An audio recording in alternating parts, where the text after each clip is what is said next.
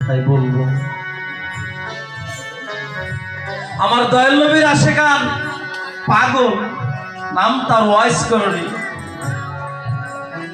কথাটা আগেই বলা হয়েছে, সে জীবনে কখনো ঘর করে নাই, বাড়ি করে নাই, সংসার করে নাই, শুধু তার মুর্শিদ দেনেই সারাটা জীবন কাটিয়ে দিয়েছে। তার সাথে ছিল তার বৃদ্ধ একটা মা জননী।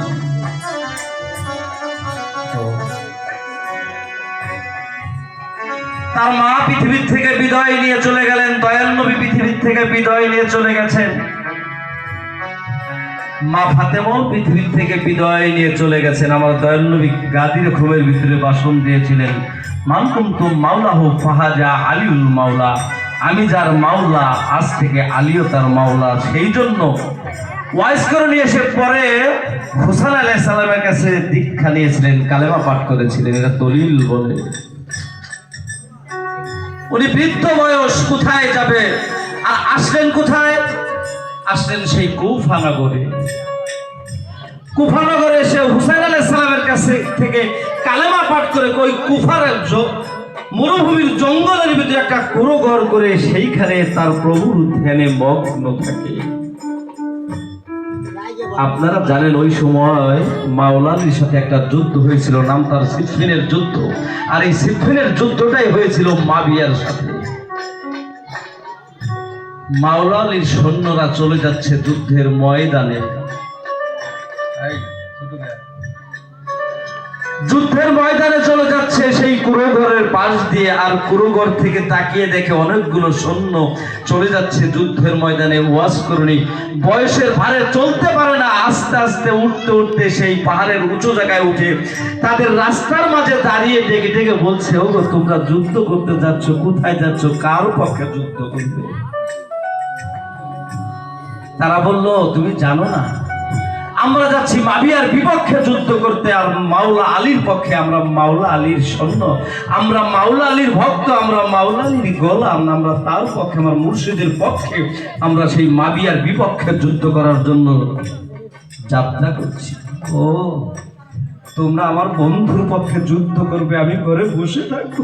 তা হতে পারে না, আমিও তোমাদের সাথে যুদ্ধে অংশগ্রহণ করতে চাই, আমাকেও নিয়ে চলো।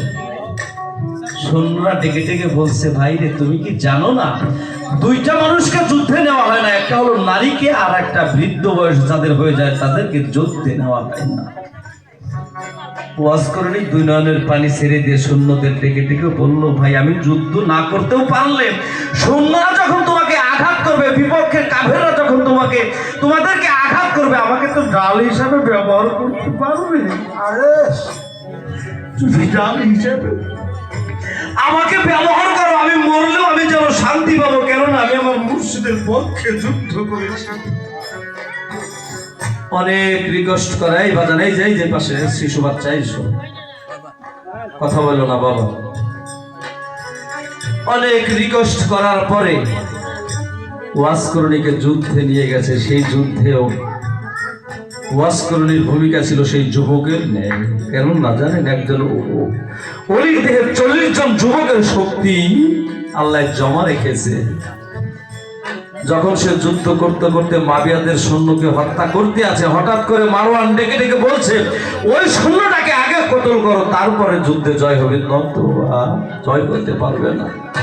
তাকে অস্ত্র দিয়ে না, সেইখানে দাঁড়িয়ে 100টা তীর নিক্ষেপ করা হয়। 100টা তীরের ভিতরে 70টা তীর এসে ওয়াজ করে পক্ষ মাঝে করে দেয়। পাগল রে, একটা মানুষের শরীরে যদি 70টা তীর লাগে, তার যখন শরীর থেকে রক্ত ঝরে, আর যখন রক্ত শরীর থেকে ঝরে যায়, ওই মানুষটা কি দাঁড়িয়ে থাকতে পারে না। ওই মানুষটা ধুলার মাঝে গড়িয়ে দিচ্ছে, শক্তি নেই, হাউ মাউ করে কাঁদছে। আর ওই যুদ্ধের ময়দানে দর্শন করছে, কাকে যেন খুঁজে। পাশেই দাঁড়ানো ছিল যে ঘোড়ার পৃষ্ঠে সে যুদ্ধে গেছে, সেই যুদ্ধের তার ঘোড়াটা বুঝতে পারলো, ওয়াজ করিনি হয়তো কাউকে খুঁজছে। ঘোড়াটা দৌড়িয়ে গিয়ে ওয়াজ করিনি সামনে দাঁড়িয়ে গেছে। ওয়াজ করিনি ঘোড়াকে ডেকে ডেকে বলছে, ভাই রে আমার বিদায় লগ্নে হয়তো আমার এইখানেই প্রাণ চাইতে পারে। ঘোড়া তুই যদি পারিস বিদায় লগ্নে আমার মুর্শিদের সামনে নিয়ে যা, কেননা যদি আমি হৃদয় লগ্নে যদি আমি আমার মুর্শিদের রূপ দর্শন করতে পারি, তাহলে আমার এই মানব জনকটা ধন্য হয়ে যাবে।